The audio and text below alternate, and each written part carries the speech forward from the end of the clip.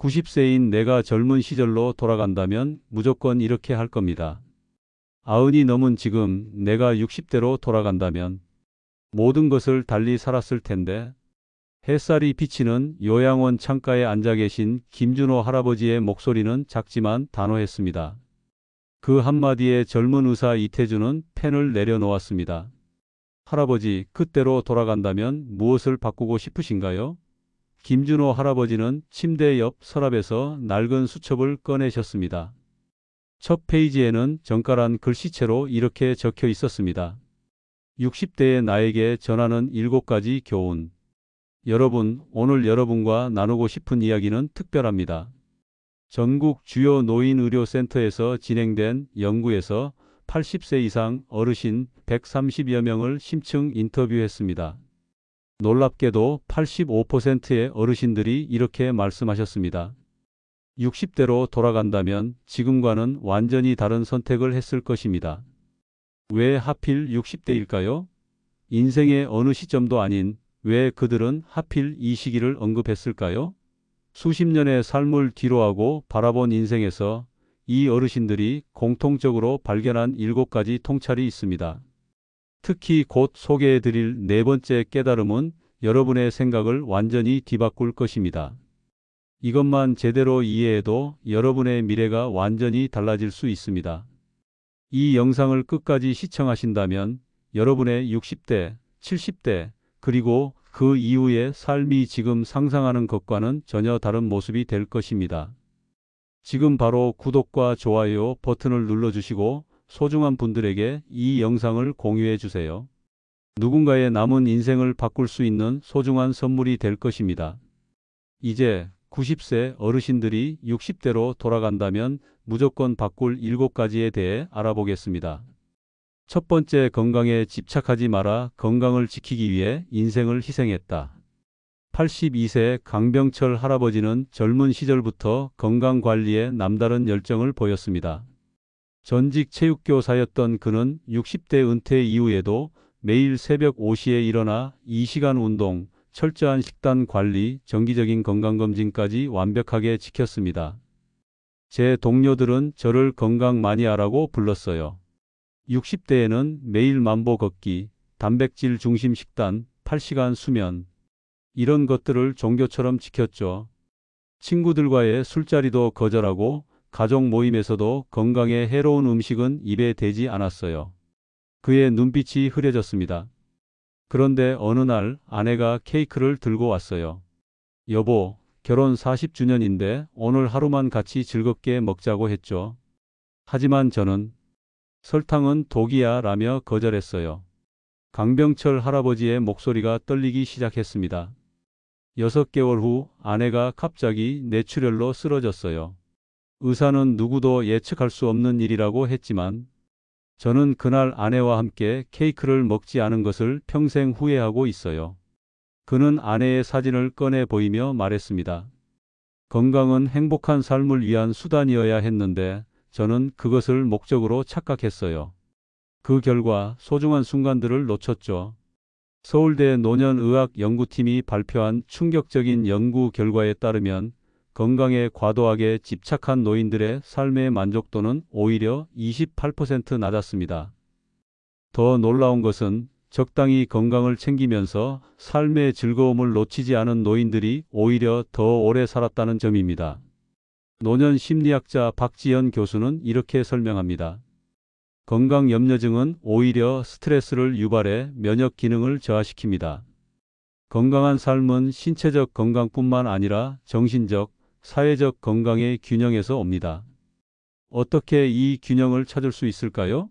강병철 할아버지는 지금 이렇게 살고 있습니다. 매일 30분 걷기는 유지하되 나머지 시간은 즐거움을 찾아요. 건강한 식단을 기본으로 하지만 가끔 맛있는 디저트도 즐깁니다. 무엇보다 건강이 인생의 주인이 아니라 나를 지원하는 도구라는 걸 명심해요. 두 번째, 가족에게 집착하지 마라. 자녀와 거리두기가 더 행복했다.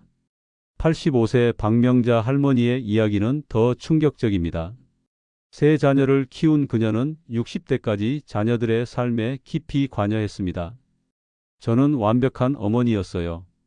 60대에도 매일 아이들에게 전화해서 식사는 했는지 건강은 어떤지 체크했죠. 주말마다 자녀들이 의무적으로 집에 오길 바랐고 오지 않으면 서운해했어요. 손주들 육아에도 적극적으로 참견했고요.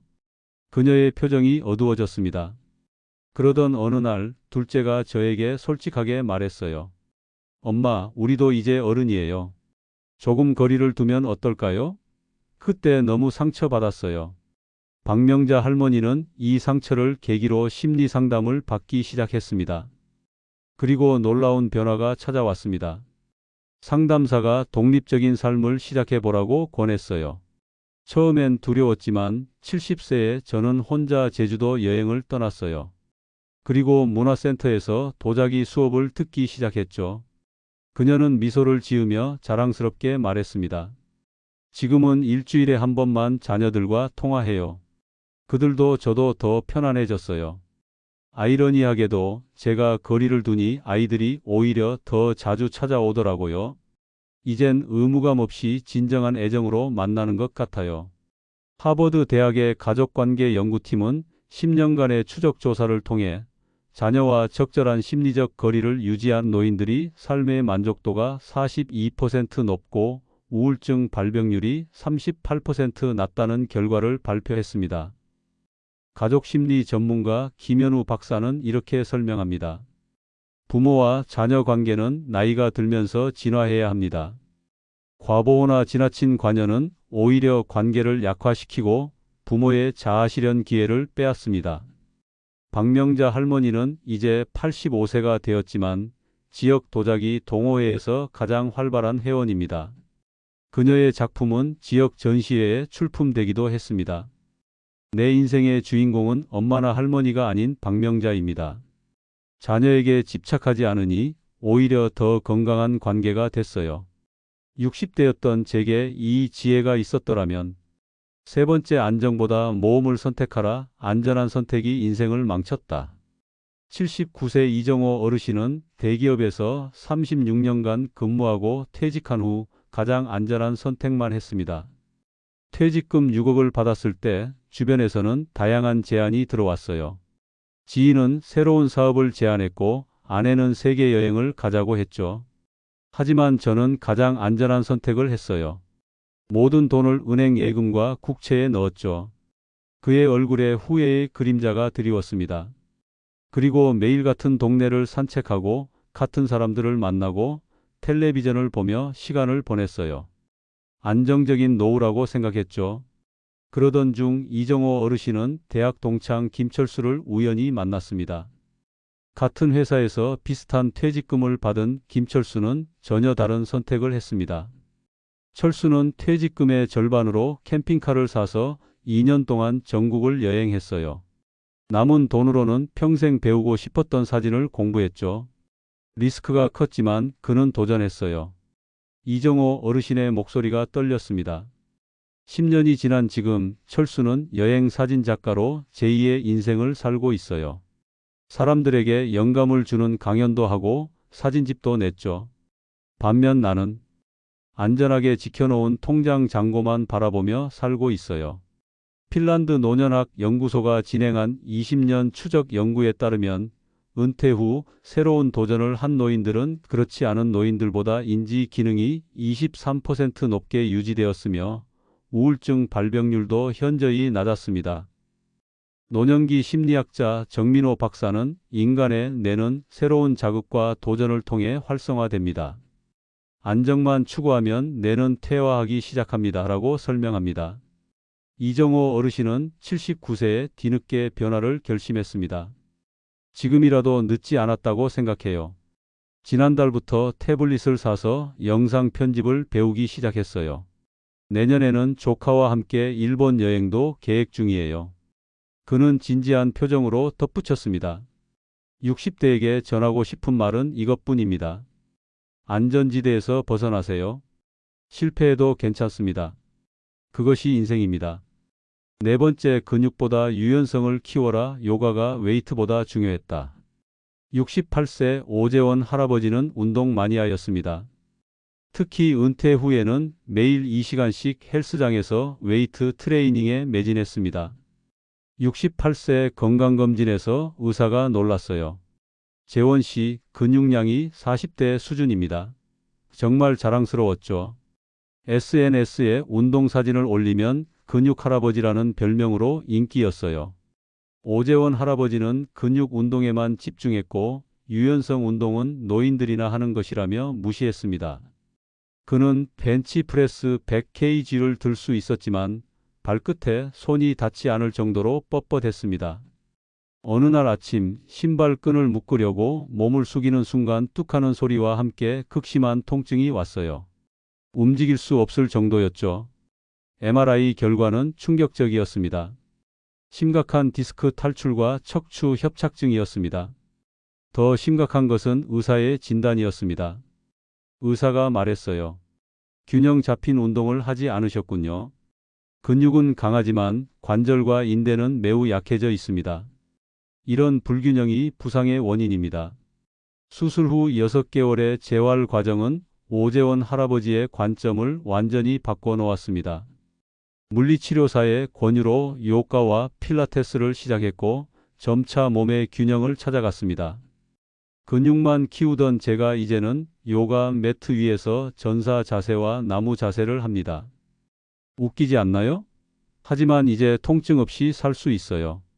더 놀라운 것은 혈압과 콜레스테롤 수치도 좋아졌다는 거예요. 지금 88세가 된 오재원 할아버지는 지역 노인복지관에서 시니어 유연성 운동 강사로 활동하고 있습니다.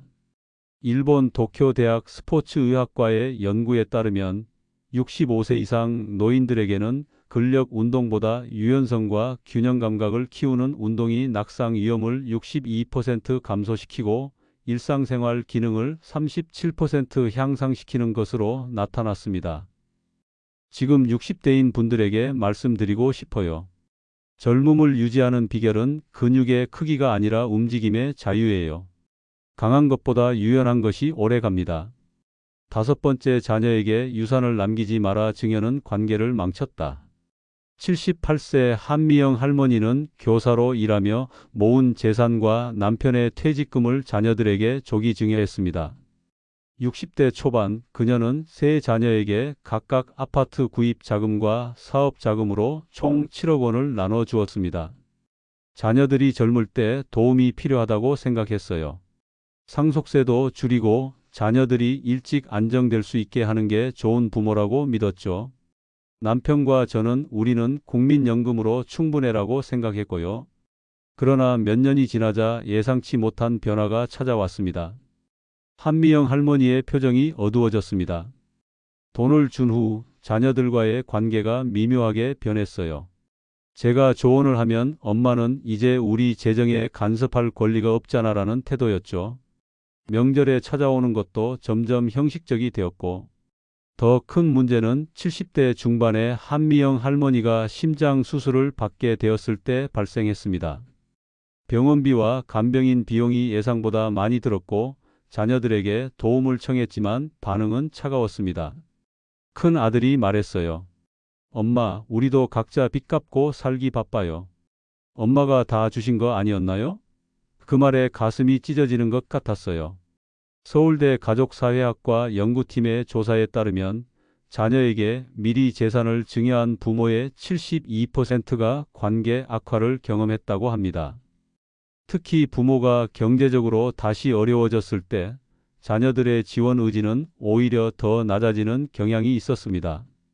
가족 재무 컨설턴트 이지원 씨는 재산 증여는 신중하게 결정해야 합니다. 특히 본인의 노후 자금을 충분히 확보한 후에 고려해야 하며 증여 시에도 일부만 주는 것이 바람직합니다. 라고 조언합니다. 한미영 할머니는 어려운 상황을 극복하고 지금은 작은 임대 아파트에서 독립적인 생활을 하고 있습니다. 그녀는 이렇게 말합니다. 지금 60대인 분들에게 조언하자면 자녀에게 물고기를 주지 말고 물고기 잡는 법을 가르치세요. 그리고 당신의 물고기는 당신이 지키세요. 그것이 진정한 사랑입니다. 6번째 고독을 즐겨라. 외로움이 나를 구원했다. 86세 윤병철 어르신은 평생 사회적인 사람이었습니다. 대학 교수로 일하며 항상 사람들과 어울리는 것을 좋아했고 은퇴 후에도 다양한 모임과 활동으로 바쁘게 지냈습니다. 저는 혼자 있는 것을 두려워했어요. 항상 일정을 빽빽하게 채웠죠. 아내가 떠난 후에는 더 심해졌어요. 혼자 있으면 슬픔이 밀려왔거든요. 그래서 더 많은 활동, 더 많은 만남으로 시간을 채웠죠. 그러던 어느 날 그는 갑작스러운 폐렴으로 3주간 입원하게 되었습니다. 병실에서 혼자 보내는 시간이 많아졌고 처음에는 견디기 힘들었습니다. 처음 며칠은 정말 괴로웠어요. TV를 계속 켜놓고 간호사를 자주 불렀죠. 하지만 일주일쯤 지나자 놀라운 일이 일어났어요. 윤병철 어르신의 눈빛이 변했습니다. 고요함 속에서 저 자신의 목소리를 듣기 시작했어요. 40년 동안 강의실에서 떠들던 저는 정작 내면의 소리는 들어본 적이 없었죠. 침대에 누워 창밖 나무를 바라보며 처음으로 나는 누구인가? 라는 질문을 진지하게 했어요. 퇴원 후 그는 일상을 완전히 바꿨습니다. 불필요한 모임을 줄이고 매일 3시간의 고독의 시간을 가지기 시작했습니다.